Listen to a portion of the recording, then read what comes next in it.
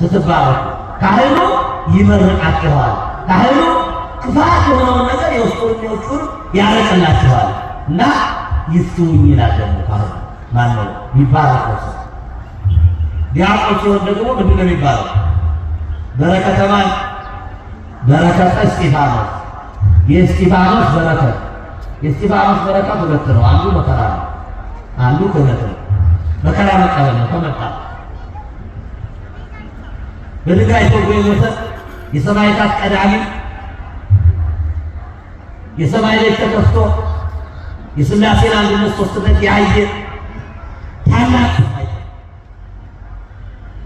ከባሰ አገልግሎታችሁ ከበረታ ካደገ ወደዚያም ያድጋል። ያሊያ ግን የእሱን ክህነት የባረከ እግዚአብሔር ክህነትን ይባርክ፣ ለቅስና ያብቃ፣ ሕዝቡን እንድታገለግል እግዚአብሔር ያሳድግ ብሎ ይባርከዋል።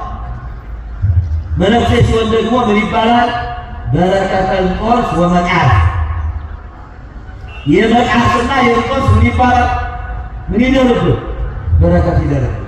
ምንኩስና ውጤታማ እንዲሆን ምድራዊ እንዳይሆን ሰማያዊ እንዲሆን ሕዝብ እንድታድንበት ገዳም እንድትመሰርትበት መነኮሳትና መነኮሳያት እንድታበዛበት ምንኩስና እንጦርስን መቃርስን በምናኔ በምንኩስና በድንግልና ያጸና እግዚአብሔር ምንኩስናን ይባርክልን፣ ያጽናል፣ ለቤተ ክርስቲያን ያድርግልን ማለት ነው። አሜን ማለት አለን።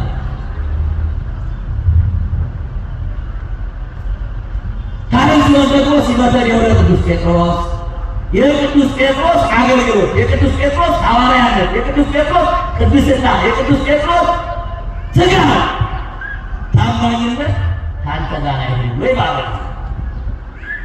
ስለዚህ ስልጣን ለቅዱስ ጴጥሮስ የተሰጠው ጌታውን ስለወደደ ስለተከተለ ቅዱስ ጴጥሮስ የመንግሥተ ሰማያት ጌታ ሆኗል። የሐዋርያት አለቃ ሆኗል።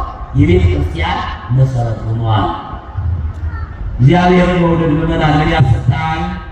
ማንን መውደድ? እግዚአብሔርን መውደድ መንግሥተ ሰማያትን ያሰጣል። እግዚአብሔርን መውደድ ሁሉን ያሰጣል።